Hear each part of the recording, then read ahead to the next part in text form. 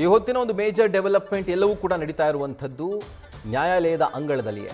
ಈಗ ಮತ್ತೊಂದು ಕಡೆ ರೇಣುಕಾಸ್ವಾಮಿ ಕೊಲೆ ಪ್ರಕರಣಕ್ಕೆ ಸಂಬಂಧಪಟ್ಟಂತೆ ಒಂದು ಮಾಫಿ ಸಾಕ್ಷಿ ಅರ್ಜಿಯನ್ನ ಪ್ರದೋಷ್ ಸಲ್ಲಿಕೆ ಮಾಡಿದ್ರು. ಆ ಅರ್ಜಿಯ ವಿಚಾರಣೆಯನ್ನ ಇವತ್ತು ಕೋರ್ಟ್ ಕೈಗೆತ್ತಿಕೊಂಡಿತ್ತು. ಆ್ಯಂಡ್ ಈಗ 20ನೇ ತಾರೀಕು ಅವರ ಸ್ಟೇಟ್ಮೆಂಟ್ ದಾಖಲು ಮಾಡಿಕೊಳ್ಳಲಾಗುತ್ತೆ ಅನ್ನುವಂಥ ಆದೇಶವನ್ನು ಜಡ್ಜ್ ಕೊಟ್ಟಿದ್ದಾರೆ. ಆದರೆ ಇನ್ನೊಂದು ಕಡೆ ಮಾಫಿ ಸಾಕ್ಷಿ ಅರ್ಜಿ ಏನು ಸಲ್ಲಿಕೆ ಆಗಿದೆ ಪ್ರದೋಷ್ ಕಡೆಯಿಂದ, ಅದಕ್ಕೆ ಸಂಬಂಧಪಟ್ಟಂತೆ ಆರೋಪಿ ನಟ ದರ್ಶನ್ ಪರ ವಕೀಲರಾದಂಥ ಹಷ್ಮತ್ ಪಾಷಾ ಈಗ ಅವರಿಗೆ ಕ್ರಾಸ್ ಎಕ್ಸಾಮಿನ್ ಮಾಡ್ತಿದ್ದಾರೆ, ಅಥವಾ ಒಂದು ರೀತಿ ಜಡ್ಜ್ಗೆ ಒಂದು ಮಾಹಿತಿಯನ್ನು ನೀಡ್ತಾ ಇದ್ದಾರೆ. ಮಾಫಿ ಸಾಕ್ಷಿ ನೀಡಿದ್ರೆ ಬಿಡುಗಡೆ ಆಗ್ಬಿಡ್ತೀನಿ ಅಂತ ಹೇಳಿ ಅವರು ಅರ್ಜಿಯನ್ನು ಹಾಕಿರುವಂಥದ್ದು. ಬಿಡುಗಡೆ ಆಗೋ ಆಸೆಯಿಂದ ಅವರು ಮಾಫಿ ಸಾಕ್ಷಿ ಆಗಿದ್ದಾರೆ ಅನ್ನುವಂಥ ಮಾತನ್ನು ನ್ಯಾಯಾಧೀಶರ ಮುಂದೆ ಅವರು ಹೇಳಿದ್ದಾರೆ. ಸೊ ಕೋರ್ಟ್ ಈ ಬಗ್ಗೆ ಸ್ವತಂತ್ರ ವಿಚಾರಣೆ ನಡೆಸಿ ತೀರ್ಮಾನ ಮಾಡಬೇಕು. ಮಾಫಿ ಸಾಕ್ಷಿ ಅರ್ಜಿ ಏನು ಸಲ್ಲಿಕೆ ಆಗಿದೆಯಲ್ಲ, ಈ ಅರ್ಜಿ ಹಿಂದಿನ ದುರುದ್ದೇಶವನ್ನು ಕೋರ್ಟ್ ಅರಿಬೇಕು. ಯಾವುದಾದ್ರೂ ಒತ್ತಡ ಇದೆಯಾ ಅಥವಾ ಬೇರೆ ರೀತಿಯಾದಂಥ ತಂತ್ರಗಾರಿಕೆಗಳಿದ್ದಾವ, ಇದರ ಕುರಿತಾಗಿ ವಿಚಾರಣೆ ನಡೆಸಬೇಕು. ಅಥವಾ ಇವ್ರಿಗೇನಾದರೂ ಯಾರಾದರೂ ಭರವಸೆಯನ್ನು ಕೊಟ್ಟಿದ್ದಾರಾ, ಅದನ್ನು ಕೋರ್ಟ್ ಪರಿಶೀಲಿಸಬೇಕು ಅಂತ ಹೇಳಿ ಈಗ ದರ್ಶನ್ ಪರ ವಕೀಲ ಹಷ್ಮತ್ ಪಾಷಾ ಒಂದು ವಾದವನ್ನು ಮಂಡನೆ ಮಾಡಿದ್ದಾರೆ. ಸೊ A14 ಪ್ರದೋಷ್ ಸಲ್ಲಿಕೆ ಮಾಡಿರುವಂಥ ಮಾಫಿ ಸಾಕ್ಷಿಯ ಅರ್ಜಿಯ ವಿಚಾರಣೆ ನಡೀತಾ ಇದೆ. ಆ್ಯಂಡ್ ಈ ಸಂದರ್ಭದಲ್ಲಿ ದರ್ಶನ್ ಪರ ವಕೀಲ ಹಷ್ಮತ್ ಪಾಷಾ ಈ ಮಾಹಿತಿಯನ್ನು ಕೋರ್ಟ್ಗೆ ನೀಡಿದ್ದಾರೆ. ಅಂದರೆ ಈ ಆರೋಪಿ ಮಾಫಿ ಸಾಕ್ಷಿ ಅರ್ಜಿಯನ್ನು ಸಲ್ಲಿಕೆ ಮಾಡಿರುವಂಥದ್ದು ನಾನು ಬಿಡುಗಡೆ ಆಗ್ಬಿಡ್ತೀನಿ ಅನ್ನುವಂಥ ಆಸೆಯಿಂದ, ನಾನು ಬಿಡುಗಡೆ ಆಗ್ತೀನಿ ಅಂತ ಹೇಳಿನೇ ಈತ ಅರ್ಜಿಯನ್ನು ಸಲ್ಲಿಕೆ ಮಾಡಿದ್ದಾನೆ. ಈ ಅರ್ಜಿ ಹಿಂದೆ ಇರುವಂಥ ದುರುದ್ದೇಶ ಏನು, ಅದರ ಜೊತೆಗೆ ಯಾರ್ದಾದ್ರೂ ಒತ್ತಡ ಇದೆಯಾ ಅಥವಾ ಭರವಸೆಗಳಿದ್ದಾವ, ಆಮಿಷಗಳಿದ್ದಾವ, ಈ ಎಲ್ಲ ಆ್ಯಂಗಲ್ನಲ್ಲೂ ಕೂಡ ಕೋರ್ಟ್ ಪರಿಶೀಲಿಸಬೇಕು. ಮಾಹಿತಿಯನ್ನು ಪರಿಶೀಲಿಸಿ ನಂತರ ನಿರ್ಧಾರ ತೆಗೆದುಕೊಳ್ಬೇಕು ಅನ್ನುವಂಥ ವಾದವನ್ನು, ಪ್ರಬಲವಾದಂಥ ವಾದವನ್ನು ದರ್ಶನ್ ಪರ ವಕೀಲ ಹಷ್ಮತ್ ಪಾಷಾ ಮಾಡಿದ್ದಾರೆ.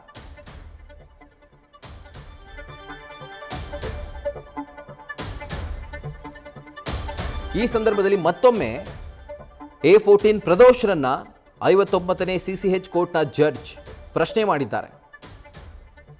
ನಿಮ್ಮ ಮಾಫಿ ಸಾಕ್ಷಿ ಏನಾದರೂ ಒಪ್ಪಲಿಲ್ಲ ಅಂತಂದರೆ ಪ್ರಾಸಿಕ್ಯೂಷನ್ ನೀವು ಜೈಲಲ್ಲೇ ಇರಬೇಕಾಗುತ್ತೆ, ಈ ಬಗ್ಗೆ ನಿಮಗೆ ಮಾಹಿತಿ ಇದೆಯಾ ಅನ್ನುವಂಥ ಪ್ರಶ್ನೆಯನ್ನು ಜಡ್ಜ್ ಕೇಳಿದ್ದಾರೆ. ಆಗ ಈ ಪ್ರಕರಣದ A14 ಪ್ರದೋಷ್ ಹೌದು ನನ್ನ ವಕೀಲರು ಇದನ್ನು ತಿಳಿಸಿದ್ದಾರೆ ಅನ್ನುವಂಥ ಉತ್ತರವನ್ನು ಕೊಟ್ಟಿದ್ದಾನೆ. ನೀವು ಸಂಪೂರ್ಣ ಸತ್ಯ ಹೇಳದೇ ಇದ್ದರೆ ನಿಮ್ಮನ್ನು ಆರೋಪಿಯನ್ನಾಗಿ ಮಾಡಲಾಗುತ್ತೆ, ಈ ಬಗ್ಗೆ ನಿಮಗೆ ಮಾಹಿತಿ ಇದೆಯಾ ಅಂತ ಜಡ್ಜ್ ಕೇಳಿರುವಂಥ ಪ್ರಶ್ನೆ. ಇದಕ್ಕೂ ಕೂಡ ಹೌದು ನನಗೆ ವಕೀಲರು ತಿಳಿಸಿದ್ದಾರೆ ಅಂತ ಪ್ರದೋಷ್ ಉತ್ತರ ಕೊಟ್ಟಿದ್ದಾನೆ. ಸೊ ಅಲ್ಲಿಗೆ ಜಡ್ಜ್ ಒಂದು ಫಾರ್ಮಲ್ ಕ್ವೆಶ್ಚನ್ಸ್ ಕೇಳ್ತಾ ಇರುವಂಥದ್ದು. ಅಂದರೆ ಇದ್ರ ಬಗ್ಗೆ ನಿಮಗೆ ಅರಿವಿದೆಯಾ, ಮಾಹಿತಿ ಇದೆಯಾ, ಇದಕ್ಕೆಲ್ಲದಕ್ಕೂ ಕೂಡ ಆತ ನನ್ನ ವಕೀಲರು ಹೌದು ನನಗೆ ಹೇಳಿದ್ದಾರೆ, ನನಗೆ ಅರಿವಿದೆ ಅನ್ನುವಂಥ ಉತ್ತರವನ್ನು ಆತ ಜಡ್ಜ್ ಮುಂದೆ ಕೊಟ್ಟಿದ್ದಾನೆ. ಅಂದರೆ ಇಲ್ಲಿ ಮಾಫಿ ಸಾಕ್ಷಿ ಆಗ್ತೀನಿ ಅಂತ ಅರ್ಜಿಯನ್ನು ಏನು ಪ್ರದೋಷ್ ಸಲ್ಲಿಕೆ ಮಾಡಿದ್ದಾನೋ, ಆಗ ಈ ಒಂದು ಅರ್ಜಿಯನ್ನು ಪರಿಗಣಿಸಬೇಕು ಅಂತ ಹೇಳಿ ಪ್ರಾಸಿಕ್ಯೂಷನ್ ಕೂಡ ಮೆಮೋವನ್ನು ಸಲ್ಲಿಕೆ ಮಾಡಿದೆ. ಸೊ ಈಗ ಚಕಾರ ಎತ್ತಿರುವಂಥದ್ದು ಅಥವಾ ಇದಕ್ಕೆ ವಿರೋಧ ವ್ಯಕ್ತಪಡಿಸ್ತಾ ಇರುವಂಥದ್ದು ಇತರೆ ಆರೋಪಿಗಳ ಪರ ವಕೀಲರು. ಅದಂಗೆ ಏಕಕಾಲಕ್ಕೆ ಈತ ಆರೋಪಿಯಾಗಿದ್ದಂತಹ ಸಂದರ್ಭದಲ್ಲಿ ಮಾಫಿ ಸಾಕ್ಷಿ ಅರ್ಜಿಯನ್ನು ಸಲ್ಲಿಕೆ ಮಾಡೋಕ್ಕೆ ಸಾಧ್ಯ, ಕಾನೂನಲ್ಲಿ ಇದಕ್ಕೆ ಅವಕಾಶನೇ ಇಲ್ಲ ಅನ್ನುವಂಥ ಒಂದು ಪ್ರಬಲವಾದಂಥ ಅಬ್ಜೆಕ್ಷನನ್ನು ಫೈಲ್ ಮಾಡಿದರು. ಅದಕ್ಕೂ ಸುದೀರ್ಘ ವಿಚಾರಣೆ ಆಯಿತು. ಯಾವುದೇ ರೀತಿಯಾದಂಥ ಆಕ್ಷೇಪಣೆ ಸಲ್ಲಿಸೋದಕ್ಕೆ ಅವಕಾಶ ಇಲ್ಲ, ಕಾನೂನಲ್ಲಿ ಆ ಥರ ಒಂದು ಅವಕಾಶ ಇಲ್ಲ ಅನ್ನುವಂಥ ಆದೇಶವನ್ನು ಕೇವಲ 59ನೇ CCH ಕೋರ್ಟ್ ಅಷ್ಟೇ ಅಲ್ಲ, ಹೈಕೋರ್ಟ್ ಕೂಡ ಕೊಟ್ಟಿದೆ. ಹೈಕೋರ್ಟ್ ಕೂಡ ಇದನ್ನೇ ಹೇಳಿತ್ತು. ಸೊ ಈಗ ಮತ್ತೊಮ್ಮೆ ಲೋವರ್ ಕೋರ್ಟ್ನಲ್ಲಿ ಈ ಕೇಸ್ನ ಟ್ರಯಲ್ ಹಾಗೆ ಮಾಫಿ ಸಾಕ್ಷಿ ಅರ್ಜಿಯ ವಿಚಾರಣೆ ನಡೀತಾ ಇದೆ. ಬೆಳಗ್ಗೆ ಟ್ರಯಲ್ನ ವಿಚಾರಣೆ ಆಯಿತು, ಟ್ರಯಲ್ನ ಒಂದು ಪ್ರೋಸೆಸ್ ಆಯಿತು. ಈಗ ಮಾಫಿ ಸಾಕ್ಷಿ ಅರ್ಜಿಗೆ ಸಂಬಂಧಪಟ್ಟಂತೆ ನಡೀತಾ ಇರುವಂಥ ವಾದ ಪ್ರತಿವಾದ. ಸೊ ಇಲ್ಲಿ ಪ್ರದೋಷ್ ಪರ ವಕೀಲರು ನಮ್ಮ ಕಕ್ಷಿದಾರರನ್ನ ಮಾಫಿ ಸಾಕ್ಷಿಯಾಗಿ ಪರಿಗಣಿಸಬೇಕು ಅನ್ನುವಂಥ ಮನವಿಯನ್ನು ಕೋರ್ಟ್ ಮುಂದೆ ಮಾಡ್ಕೊಳ್ತಾ ಇದ್ರೆ, ಇನ್ನೊಂದು ಕಡೆಯಲ್ಲಿ ಈ ಪ್ರಕರಣದ A2 ನಟ ದರ್ಶನ್ ಅವರ ಪರವಾದಂಥ ವಕೀಲರು ಇದಕ್ಕೆ ವಿರೋಧ ವ್ಯಕ್ತಪಡಿಸಿ ಮಾಫಿ ಸಾಕ್ಷಿ ಅರ್ಜಿಯ ಉದ್ದೇಶವನ್ನ ಪ್ರಶ್ನೆ ಮಾಡಿದ್ದಾರೆ. ಇಲ್ಲಿ ಈತ ಮಾಫಿ ಸಾಕ್ಷಿ ಅರ್ಜಿಯನ್ನ ಸಲ್ಲಿಕೆ ಮಾಡಿರುವಂಥದ್ದೇ ಈ ಪ್ರಕರಣದಿಂದ ತಾನು ಮುಕ್ತಿ ಆಗಬಹುದು, ಜೈಲಿಂದ ಹೊರಗಡೆ ಬರಬಹುದು, ಈ ಕಾರಣಕ್ಕಾಗಿ ಈ ದುರುದ್ದೇಶವನ್ನ ಕೋರ್ಟ್ ಪರಿಶೀಲಿಸಬೇಕು. ಅದರ ಜೊತೆಗೆ ಬಿಡುಗಡೆ ಆಗುವಂಥ ಆಸೆಯಿಂದ ಅಥವಾ ಯಾರ್ದಾದ್ರೂ ಒತ್ತಡದಿಂದ ಈ ರೀತಿಯಾಗಿ ಮಾಫಿ ಸಾಕ್ಷಿ ಅರ್ಜಿಯನ್ನು ಸಲ್ಲಿಕೆ ಮಾಡಿದ್ದಾನಾ ಅನ್ನೋದನ್ನು ಕೋರ್ಟ್ ವಿಚಾರಣೆ ನಡೆಸಬೇಕು. ಅಥವಾ ಈತನಿಗೆ ಯಾರಾದರೂ ಭರವಸೆ ಕೊಟ್ಟಿದ್ದಾರಾ, ಆಮಿಷವನ್ನು ಒಡ್ಡಿದ್ದಾರಾ, ಈ ಒಂದು ಆ್ಯಂಗಲ್ನಲ್ಲೂ ಕೂಡ ಕೋರ್ಟ್ ಪರಿಶೀಲಿಸಬೇಕು ಅನ್ನುವಂಥ ವಾದವನ್ನು ದರ್ಶನ್ ಪರ ವಕೀಲ ಹಶ್ಮತ್ ಪಾಷಾ ಅವರು ವಾದ ಮಂಡನೆ ಮಾಡಿದ್ದಾರೆ.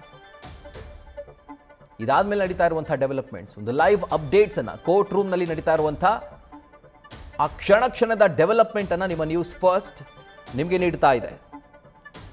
ಆ ಸಂದರ್ಭದಲ್ಲಿ ಪ್ರದೋಷ್ಗೆ ಜಡ್ಜ್ ಪ್ರಶ್ನೆಯನ್ನ ಕೇಳ್ತಾರೆ. 59ನೇ CCH ಕೋರ್ಟ್ನ ಜಡ್ಜ್ ಸುಜಾತಾ ಎಂ ಸಾಮ್ರಾಣಿ ಅವ್ರು ಕೇಳುವಂಥ ಪ್ರಶ್ನೆ, ನೀವು ಮಾಫಿ ಸಾಕ್ಷಿ ಆಗೋಕೆ ಒಪ್ಪದೇ ಇದ್ರೆ ನೀವು ಜೈಲಲ್ಲೇ ಇರಬೇಕಾಗುತ್ತೆ, ಇದ್ರ ಬಗ್ಗೆ ನಿಮಗೆ ಮಾಹಿತಿ ಇದೆಯಾ? ಇದು ಪ್ರಶ್ನೆ. ಹೌದು, ವಕೀಲರು ಹೇಳಿದ್ದಾರೆ ನನಗೆ ಅಂತ ಉತ್ತರವನ್ನು ಪ್ರದೋಷ್ ಕೊಟ್ಟಿದ್ದಾನೆ. ನೀವು ಸಂಪೂರ್ಣ ಸತ್ಯ ಹೇಳದೇ ಇದ್ರೆ ನಿಮ್ಮನ್ನು ಆರೋಪಿಯನ್ನಾಗಿ ಮಾಡಲಾಗುತ್ತೆ ಅನ್ನುವಂಥ ಮಾತನ್ನು ಜಡ್ಜ್ ಹೇಳ್ತಾರೆ. ಇದ್ರ ಬಗ್ಗೆ ನಿಮಗೆ ಮಾಹಿತಿ ಇದೆಯಾ ಅಂತ ಪ್ರಶ್ನೆಯನ್ನು ಕೇಳ್ತಾರೆ. ಹೌದು, ನಮ್ಮ ವಕೀಲರು ಇದರ ಕುರಿತಂತೆ ನನಗೆ ತಿಳಿಸಿದ್ದಾರೆ ಅಂತ ಪ್ರದೋಷ್ ಉತ್ತರವನ್ನು ಕೊಡ್ತಾನೆ. ಸೊ ಪ್ರದೋಷ್ನ ಮಾಫಿ ಸಾಕ್ಷಿ ಅರ್ಜಿಯ ಒಂದು ಡೆವಲಪ್ಮೆಂಟ್ ಇಲ್ಲಿವರೆಗೂ. ನಾಳೆ ಈ ಪ್ರಕರಣದ ಮತ್ತೊಬ್ಬ ಆರೋಪಿ A10 ವಿನಯ್, ಆರೋಪಿ ನಂಬರ್ 10, ಈತ ಕೂಡ ಮಾಫಿ ಸಾಕ್ಷಿ ಅರ್ಜಿಯನ್ನು ಸಲ್ಲಿಕೆ ಮಾಡಿರುವಂಥ ಹಿನ್ನೆಲೆಯಲ್ಲಿ ನಾಳೆ ಇದರ ವಿಚಾರಣೆ ನಡೆಯಲಿದೆ. ಸೊ ಇವತ್ತಿಗೆ ನಡೀತಾ ಇರುವಂಥದ್ದು ಪ್ರದೋಷ್ ಸಲ್ಲಿಕೆ ಮಾಡಿರುವಂಥ ಮಾಫಿ ಸಾಕ್ಷಿ ಅರ್ಜಿ. ನಾಳೆ ವಿನಯ್ ಸಲ್ಲಿಕೆ ಮಾಡಿರುವಂಥ ಮಾಫಿ ಸಾಕ್ಷಿ ಅರ್ಜಿಯ ವಿಚಾರಣೆ ನಡೆಯುತ್ತೆ. ಆ್ಯಂಡ್ 20ನೇ ತಾರೀಕು ಅಂದರೆ ನಾಡಿದ್ದು ಪ್ರದೋಷ್ ಹೇಳಿಕೆಗೆ ದಿನಾಂಕವನ್ನು ಕೋರ್ಟೇ ನಿಗದಿಪಡಿಸಿದೆ. ಆತನ ಸ್ಟೇಟ್ಮೆಂಟನ್ನು ಪಡೆದುಕೊಳ್ಳೋದಕ್ಕೆ ದಿನಾಂಕವನ್ನು ಕೋರ್ಟ್ ಈಗಾಗಲೇ ನಿಗದಿಪಡಿಸಿದೆ. ಅದೇ ಆಗಸ್ಟ್ 20ನೇ ತಾರೀಕು. ನ್ಯೂಸ್ ಫಸ್ಟ್ ನಿರ್ಭೀತಿಯಿಂದ ನಿಮ್ಮ ಪರವಾಗಿ.